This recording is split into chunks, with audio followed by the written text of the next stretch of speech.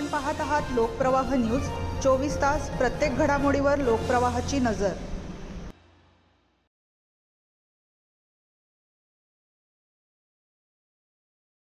नाशिक शहरातील अत्यंत वर्दळीच्या द्वारका परिसरातून नंदिनी नदीपात्रातील वाळूची कथित चोरी सुरू असल्याचा धक्कादायक प्रकार समोर आला आहे। नदीपात्रातून मोठ्या प्रमाणात वाळू उपसा सुरू असतानाही संबंधित प्रशासनाचे याकडे दुर्लक्ष होत असल्याचा आरोप नागरिकांकडून केला जात आहे।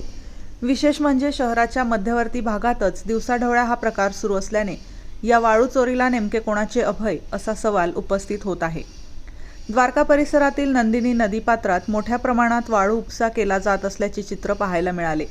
कोणतीही भीती न बाळगता नदीपात्रातून वाळू काढली जात असल्याचा प्रकार कॅमेऱ्यात कैद झाल्याचा दावा करण्यात येत आहे। वर्दळीच्या परिसरात उघडपणे हा प्रकार सुरू असल्याने प्रशासनाच्या कारवाईवर प्रश्नचिन्ह निर्माण झाले आहे। नदीपात्रातून मोठ्या प्रमाणात वाळू उपसा होत असताना महसूल विभागाचे अधिकारी, कर्मचारी आणि पोलीस प्रशासन नेमके कुठे आहे असा सवाल नागरिकांकडून उपस्थित केला जात आहे। या प्रकाराकडे जाणीवपूर्वक दुर्लक्ष केले जात आहे का? वाळू उपसा करणाऱ्यांना कोणाचा वरदहस्त आहे का? याबाबत परिसरात चर्चा सुरू आहे। या कथित बेकायदा वाळू उपशामागे नेमका कोणाचा हात आहे, तसेच या प्रकाराला कोणाचा राजकीय अथवा प्रशासकीय वरदहस्त आहे का, याची सखोल चौकशी करण्याची मागणी नागरिकांकडून होत आहे। प्रशासनाने केवळ कागदोपत्री कारवाई न करता घटनास्थळी प्रत्यक्ष पाहणी करून संबंधितांवर तातडीने कारवाई करावी अशी अपेक्षा व्यक्त केली जात आहे।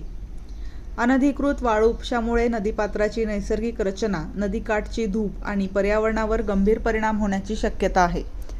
त्यामुळे नंदिनी नदीपात्रातून होणाऱ्या कथित अनधिकृत वाळू उपशाला वेळीच आळा घालणे गरजेचे आहे।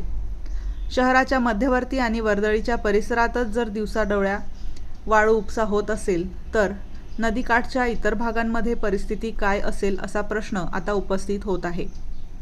नंदिनी नदीपात्रातील कथित वाळू चोरीची सखोल चौकशी करून दोषींवर कठोर कारवाई करण्याचे आव्हान आता प्रशासनासमोर आहे।